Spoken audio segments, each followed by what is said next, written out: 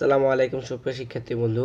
শিক্ষা প্রতিষ্ঠান কবে থেকে খুলে দেওয়া হবে তার সর্বশেষ নির্দেশনা আজকে আমি তোমাদের বলবো। তো এই সপ্তাহে প্রাথমিক বিদ্যালয়গুলো রবিবার থেকে খোলা হওয়ার কথা ছিল, কিন্তু পরে কোটা আন্দোলনকে ঘিরে সহিংসতার পর অনির্দিষ্টকালের জন্য বন্ধ করে দেওয়া হয় প্রাথমিক বিদ্যালয়গুলো। তবে আজ শিক্ষামন্ত্রীর সাথে আবার একটি বৈঠকের কথা ছিল।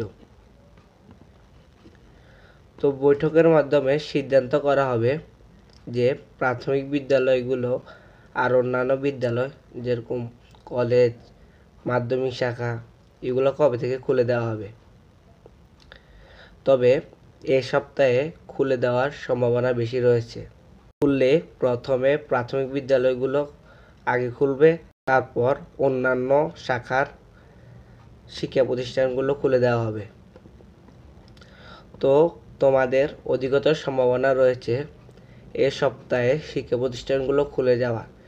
যদি তা না হয় তাহলে পরের সপ্তাহে রবিবার শিক্ষা প্রতিষ্ঠানগুলো অধিকতর সম্ভাবনা রয়েছে চালু হয়ে যাওয়ার।